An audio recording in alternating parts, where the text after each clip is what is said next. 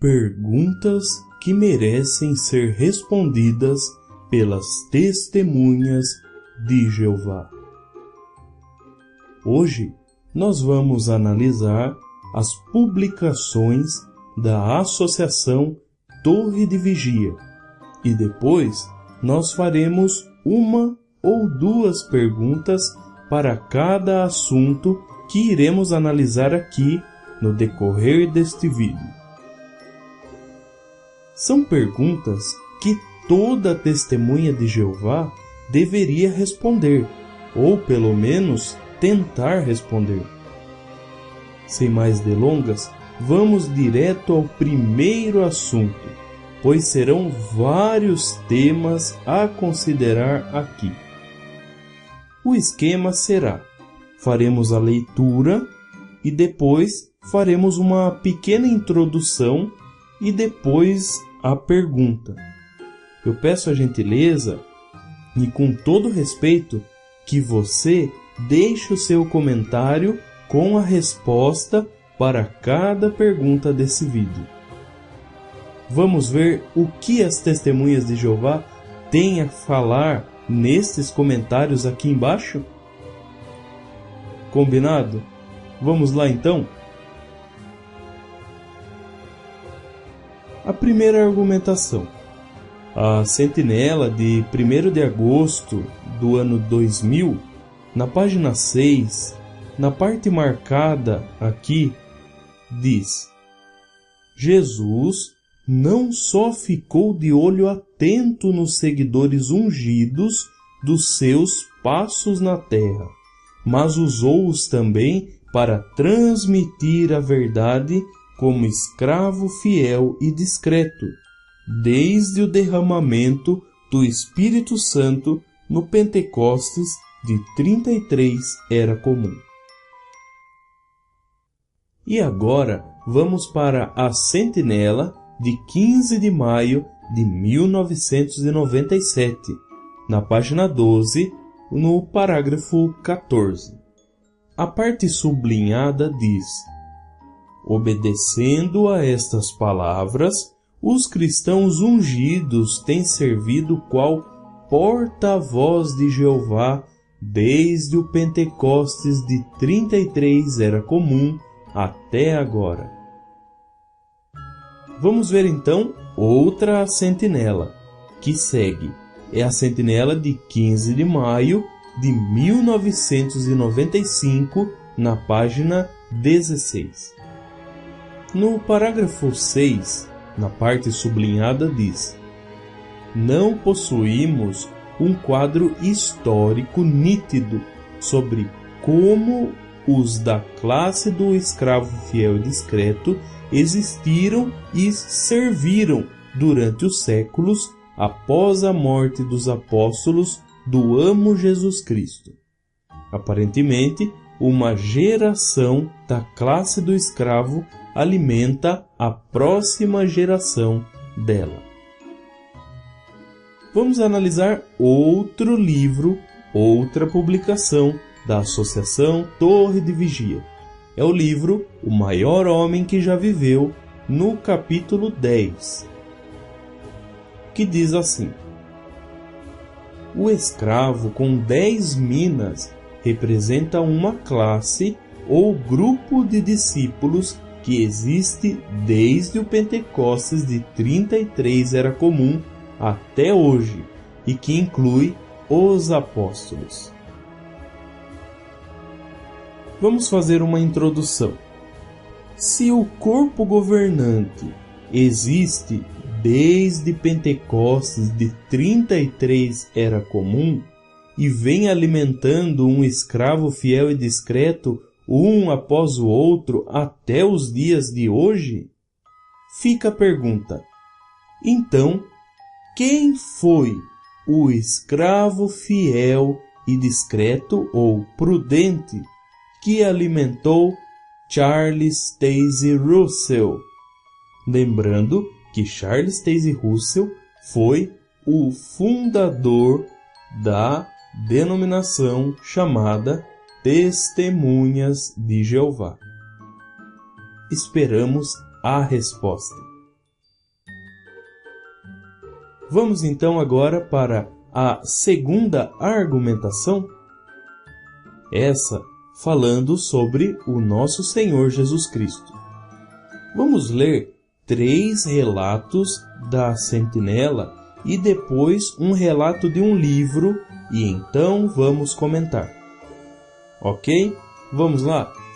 A sentinela, 15/8/1989, na página 30 e 31. Se você, testemunha de Jeová, está assistindo esse vídeo, pode comparar com as publicações antigas, se tiver guardado na sua casa ou também no CD-ROM da Torre de Vigia. A sentinela 15/8/89, na página 30 e 31, diz: claramente, pois, o novo pacto não é um arranjo livre, aberto a toda a humanidade. Trata-se de uma cuidadosamente providenciada provisão legal envolvendo Deus e os cristãos ungidos. Agora veja outra a sentinela. A sentinela 15/2/1991, a página 17, em especial o parágrafo 8, diz: assim, o sacrifício de resgate é fundamental para o novo pacto do qual Jesus é o mediador. Paulo escreveu: há um só Deus e um só mediador entre Deus e homens, um homem, Cristo Jesus, o qual se entregou como resgate correspondente por todos, isto é, o que se há de testemunhar nos seus próprios tempos específicos. Estas palavras aplicam-se em especial aos 144.000 com quem o novo pacto é feito. Essa outra sentinela diz, sentinela 1 de janeiro de 1993, na página 5. Olha bem o que diz: de modo que este homem, Cristo Jesus, foi o primeiro de uma nova criação, ungido para fazer a vontade de Deus. Mais tarde, à base de sua morte sacrificial, Jesus tornou-se o mediador de um novo pacto entre Deus e um grupo seleto de homens. Por último, vamos ver este livro. O livro, publicado pela Associação Torre de Vigia, se chama Segurança Mundial sob o Príncipe da Paz. Vejamos as partes marcadas com esse quadrado e retângulo vermelho que nós vamos ler. Diz assim: assim como a antiga nação de Israel estivera numa relação pactuada com Jeová Deus por intermédio do mediador Moisés, assim a nação do Israel espiritual, o Israel de Deus, tem uma relação pactuada com ele por meio de um mediador. É assim como escreveu o apóstolo Paulo ao seu colaborador cristão: há um só Deus e um só mediador entre Deus e os homens, um homem, Cristo Jesus. Foi Moisés o mediador entre Jeová Deus e a humanidade em geral? Não. Ele foi o mediador entre o Deus de Abraão, Isaque e Jacó e a nação dos descendentes carnais deles. Do mesmo modo, o Moisés maior, Jesus Cristo, não é o mediador entre Jeová Deus e toda a humanidade. Ele é o mediador entre o seu Pai Celestial, Jeová Deus, e a nação do Israel espiritual, que está limitado a 144.000 membros. Esta nação espiritual é como um pequeno rebanho de pessoas semelhantes a ovelhas pertencentes a Jeová.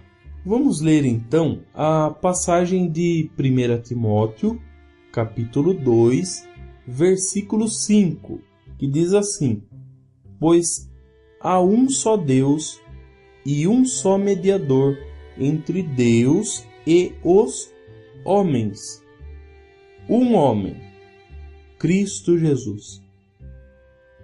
Vamos fazer uma introdução rápida daquilo que nós analisamos aqui nessas publicações. Será que esse texto de 1 Timóteo capítulo 2, versículo 5, deixa margem para se crer em mais de um mediador? Pois, de acordo com a leitura que tivemos, a Torre de Vigia fala que Jesus é só o mediador entre Jeová e os ungidos, que são 144.000 escolhidos. E, por sua vez, esses 144.000 são mediadores de todo o resto da humanidade que deseja adorar a Deus. Mesmo o texto de 1 Timóteo capítulo 2, versículo 5, afirmando que só há um mediador entre Deus e os homens. Não há 2 ou 3, mas sim somente um. Vamos então à pergunta que não quer calar. Quem está correto neste caso? A Bíblia ou o corpo governante? Mais uma pergunta. Se a Bíblia fala que só há um mediador entre Deus e os homens, por que a Torre de Vigia afirma que os 144.000 são mediadores entre a humanidade em geral e a relação com Deus? Porque a Torre de Vigia ensina que a humanidade que deseja adorar a Deus, não sendo parte dos 144.000, precisam estar em associação direta com os 144.000 testemunhas de Jeová. Chegou a hora, então, da terceira argumentação. A Primeira Guerra Mundial aconteceu no ano de 1914. Vamos ler a matéria de 3 revistas A Sentinela, das quais 2 são dos anos 90 e outra de 1983. Então nós vamos partir para a introdução e depois a nossa pergunta. Sem demora, porque é assim mesmo, é rápido como uma queda. A Sentinela, 1º de abril de 1990, página 8. Vamos ver o que diz? Onde está grifado diz: se examinarmos de perto as profecias bíblicas e as compararmos com os acontecimentos em nosso século, veremos que a entronização de Jesus qual rei ocorreu no céu em 1914. Contudo, se é assim, por que a Primeira Guerra Mundial irrompeu em 1914? E por que em nosso século se tem travado as piores guerras da história? É porque a primeira providência do Rei Celestial foi expulsar Satanás dos céus de uma vez por todas e lançá-lo na vizinhança da terra. Até aqui temos 2 acontecimentos que vamos chamar de Evento 1, Jesus foi empossado como rei, entronizado, e Evento 2, Jesus toma a providência após ser empossado e expulsa Satanás do céu. Vamos continuar para ver se tiveram outros eventos, e o mais importante que eu quero destacar é a ordem que eles acontecem. Vamos para a próxima citação? Agora é a Sentinela, 15 de novembro de 1983. É a página 22, parágrafo 3 e 6. Veja o que diz. Portanto, o começo da presença ou parousia de Cristo, a partir do fim dos tempos dos gentios em 1914, não seria assinalado por paz, quer no céu, quer na terra. Este relato lança a culpa pela Primeira Guerra Mundial, que ceifou mais de 8 milhões de vidas humanas a partir de 28 de julho de 1914, diretamente sobre o diabo e seus demônios. Aqui nessa parte nós temos a revelação do culpado da Primeira Guerra Mundial, o diabo e seus demônios. Os mesmos foram expulsos do céu e, ao chegar à terra, causaram a Primeira Guerra Mundial. Assim, as testemunhas de Jeová pregam e creem. Contabilizando até o momento, nós temos então 3 eventos. Evento 1. Jesus foi entronizado em 1914. Evento 2. Jesus toma uma providência após ser entronizado e expulsa Satanás do céu. Evento 3. Satanás, expulso, causa então a guerra. Mas aí temos as datas sendo acertadas em dias e meses. E vamos ver como ficarão as coisas? Vamos à leitura da última revista a ser considerada. Agora vamos ler A Sentinela, 15/10/1990, na página 16, no parágrafo 3 e 4. Diz assim: na sexta-feira da manhã, 2 de outubro de 1914, Russell anunciou aos membros da sede da Sociedade Torre de Vigia em Brooklyn, Nova York: os tempos dos gentios terminaram, seus reis já tiveram o seu dia. Isto foi recebido com entusiásticos aplausos pela família de Betel, a casa de Deus. Que justificativas tinham Charles Taze Russell e seus associados para estarem tão alegres naquela manhã de outubro?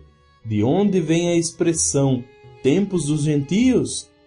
Que evidência há de que os tempos gentios findaram em outubro de 1914? Veja com grande clareza que no parágrafo 4 diz que os tempos dos gentios findaram quando?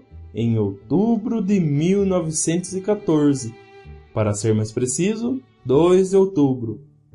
Talvez você diga que está com um ponto de interrogação. Mas o que eles estão indagando não é a data, mas as evidências para se chegarem naquela data. E agora, a nossa lista de eventos vai ficar assim. Primeiro evento: Jesus foi empossado como rei, entronizado, em outubro de 1914. Segundo evento: Jesus toma providência após a sua entronização e expulsa Satanás do céu. Terceiro evento: começa a Primeira Guerra Mundial em 28 de julho de 1914. Notaram o ponto em questão? O terceiro evento, que foi em 28 de julho, aconteceu antes do que o primeiro evento, que aconteceu apenas só em outubro do mesmo ano. Vamos para a pergunta? Como é possível, testemunha de Jeová, que Jesus tenha sido empossado, entronizado como rei só no dia 2 de outubro e depois que ele expulsou Satanás, com a sua entronização, sendo que a guerra mundial, que vocês dizem que é o evento marcante que marca a entronização de Jesus, e a guerra mundial já estava acontecendo desde julho. Como isso? Como fica essa lacuna de 3 meses? Reiterando, por gentileza, deixe a sua resposta para essa argumentação aqui nos comentários. Vamos para a quarta argumentação. As testemunhas de Jeová ensinam que elas não são filhas de Deus. Vejamos, seguindo o mesmo esquema, nós vamos continuar lendo as publicações e depois nós daremos o nosso parecer e em seguida faremos as nossas perguntas. No livro Achegue-se a Jeová, página 146, no parágrafo 19, nós lemos: durante o milênio, eles, aos poucos, serão libertos da escravização à corrupção e finalmente terão a liberdade gloriosa dos filhos de Deus. Conforme vimos, os da grande multidão nem justos são, pois só serão justos depois dos 1000 anos. Se não são justos, como poderiam ser filhos de Deus? No livro Unidos na Adoração do Único Deus Verdadeiro, na página 191, no parágrafo 17, diz assim: Jeová adotará então amorosamente todos os humanos aperfeiçoados que suportarem a prova final e decisiva como seus filhos por meio de Cristo. Estes participarão então plenamente da liberdade gloriosa dos filhos de Deus. Tornar-se-ão por fim parte da família unida e universal de Deus, sendo que para todos estes Jeová será para sempre o único Deus, o soberano universal e o seu Pai amoroso. Toda a criação inteligente de Jeová, no céu e na terra, estará então novamente unida na adoração do único Deus verdadeiro. E por fim, nós vamos ler a sentinela de 15 de fevereiro de 2006, na página 24 e 25, no parágrafo 16. Durante o reinado milenar de Cristo e seus associados reis sacerdotes, um grande número indeterminado de ressuscitados se juntará à grande multidão. Estes terão a oportunidade de se tornar súditos terrestres permanentes do Rei Messiânico, Jesus Cristo. No final do reinado milenar, todas essas coisas na terra serão submetidas a uma prova final. Os que se mostrarem fiéis serão adotados como filhos terrestres de Deus. Perceberam? As testemunhas de Jeová ensinam que elas não são filhas de Deus. Só serão filhos se passarem com vida no reino milenar de Cristo. Antes de fazermos as nossas perguntas, nós vamos pensar: para sermos irmãos, temos que ter o mesmo pai físico ou o mesmo pai espiritual, correto? Se não, como podemos ser irmãos sem ter o mesmo pai? Então aqui vai as nossas perguntinhas para as testemunhas de Jeová. Pergunta 1. Se as testemunhas de Jeová, na sua grande maioria, não são filhas de Deus, como elas podem chamar uma a outra ou chamar os ungidos de irmãos? Pergunta 2. Se Jeová não é o pai das testemunhas de Jeová, quem então é o pai espiritual destas testemunhas de Jeová que ainda não foram adotadas como filhas? Responda aqui nos comentários. Vamos para a quinta argumentação.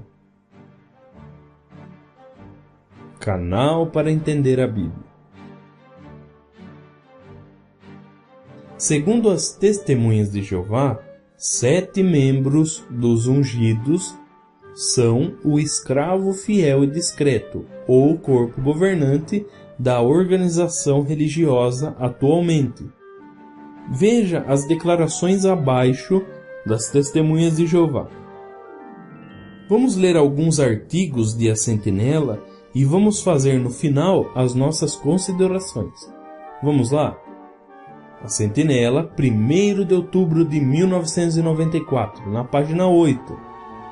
Assim como as profecias bíblicas apontavam para o Messias, elas também nos encaminham ao unido corpo de cristãos ungidos das testemunhas de Jeová, que serve atualmente qual escravo fiel e discreto. Este nos ajuda a entender a palavra de Deus.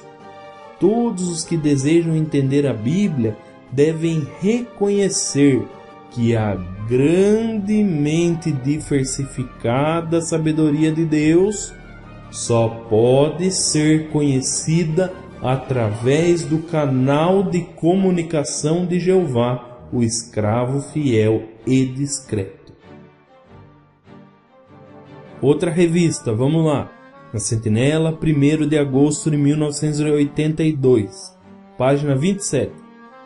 Mas Jeová Deus proveu também em sua organização visível seu escravo fiel e discreto, composto dos ungidos com o Espírito, para ajudar os cristãos em todas as nações a entender e a aplicar corretamente a Bíblia na sua vida. A menos que estejamos em contato com este canal de comunicação usado por Deus, não avançaremos na estrada da vida, não importa quanto leiamos a Bíblia. Vamos lá. A Sentinela, 15 de julho de 1987. Diz: porque Jeová Deus não dá o seu Espírito Santo à parte da sua palavra, e não podemos esperar receber o Espírito Santo se desconsiderarmos o canal terrestre que Jeová usa hoje, o escravo fiel e discreto, representado pelo corpo governante das testemunhas de Jeová. Sem a ajuda deste escravo, nem entenderíamos o pleno sentido do que lemos, nem saberíamos como aplicar aquilo que aprendemos. Mais uma. Vamos lá. A Sentinela, 15 de julho de 2013, página 20. Esse escravo fiel é o canal que Jesus está usando para alimentar seus seguidores verdadeiros neste tempo do fim. É essencial reconhecermos este escravo fiel na nossa saúde espiritual, e nossa relação com Deus dependem desse canal. Agora, nessa outra publicação, nós vemos algo absurdo. A nossa saúde espiritual e a nossa relação com Deus depende do escravo fiel e discreto das testemunhas de Jeová. Da onde eles tiraram isso? Que absurdo! Agora veja a Sentinela de 1 de dezembro de 1916. Ela era publicada em inglês, mas ela está traduzida aqui, na página 357. Vejam bem. Mas ainda, não só achamos que as pessoas não podem ver o plano divino estudando somente a Bíblia, mas pensamos também que se alguém deixar de lado os estudos das Escrituras, que era um livro publicado pelas TJs, mesmo que seja depois de os ter usado, depois de se ter familiarizado com esses livros, depois de os ter lido durante 10 anos, se ele depois os deixa de lado e os ignora e se vira somente para a Bíblia, embora tenha compreendido a Bíblia durante 10 anos, a nossa experiência mostra que dentro de 2 anos ele fica na escuridão. Meu Deus! Vou continuar lendo. Por outro lado, se ele tivesse somente lido os estudos das Escrituras com as referências e não tivesse lido uma página diretamente da Bíblia, ele estaria na luz. Ai, meu Deus! No fim desses 2 anos, porque teria a luz das Escrituras. Veja que absurdo que as testemunhas de Jeová afirmam. Vamos para outro livro, um livro chamado Vindicação, 3º volume, de 1932, na página 383 da edição em inglês, diz: pergunta: poderá a leitura da Bíblia conduzir alguém à verdade? Resposta: não. A mais valiosa literatura para fazer alguém entender a Bíblia é publicada pela Associação Internacional dos Estudantes da Bíblia, Testemunhas de Jeová. Meu Deus, veja que essa afirmação é horrorosa.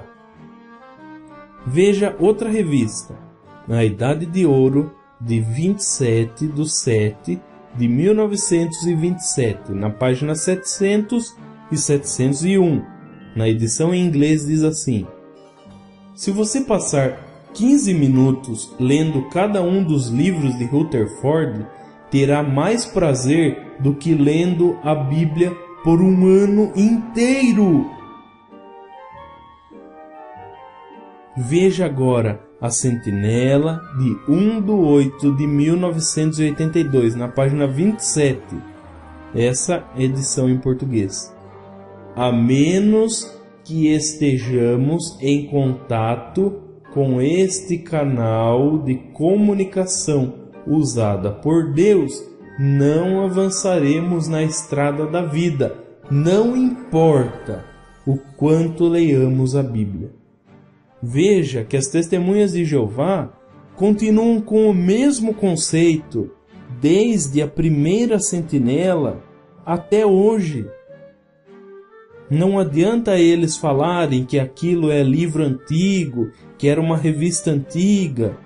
Não, porque eles ainda continuam com esse mesmo conceito. Conforme nós vimos, até uma sentinela de 2013 afirma que nós, para termos uma relação com Deus e uma vida espiritual, precisamos obedecer em tudo e aceitar tudo o que o corpo governante das Testemunhas de Jeová coloca para nos alimentarmos.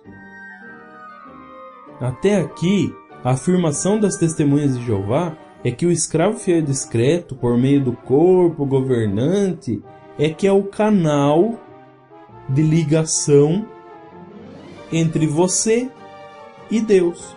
Para você se achegar a Deus, segundo o entendimento das Testemunhas de Jeová, nós temos que ter esse contato direto via publicação, via o que eles publicam com o corpo governante.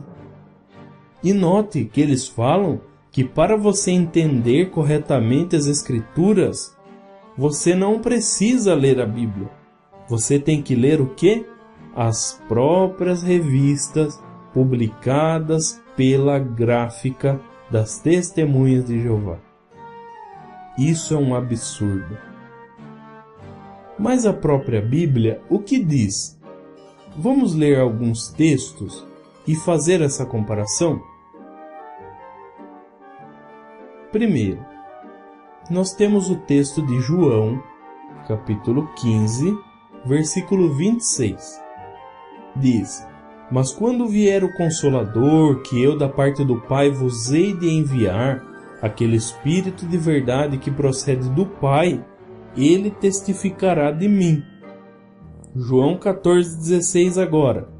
Mas aquele Consolador, o Espírito Santo, que o Pai enviará em meu nome, esse vos ensinará todas as coisas, e vos fará lembrar de tudo quanto vos tenho dito. E veja agora, vamos prestar atenção ao que o apóstolo João disse claramente para nos orientar no entendimento da palavra de Deus. Em 1 João, capítulo 2, versículo 27. Vamos ler com muita atenção.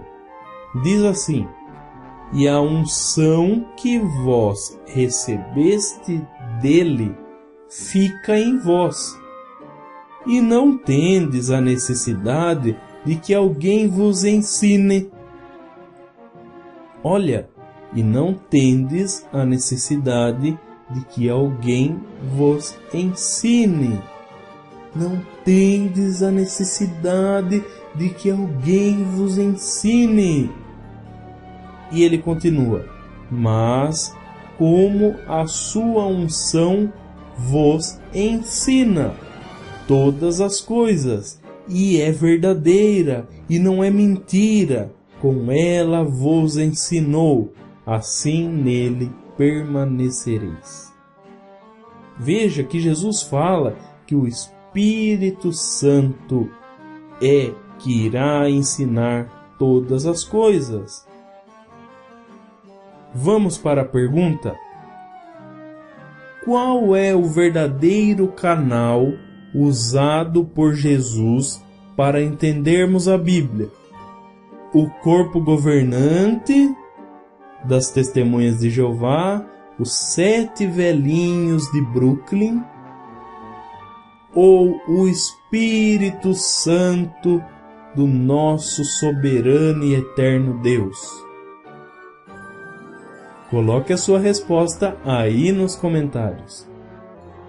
Assim, nós vemos que existem perguntas que as Testemunhas de Jeová não respondem. Mas vamos ver se neste vídeo as Testemunhas de Jeová irão responder esta pergunta: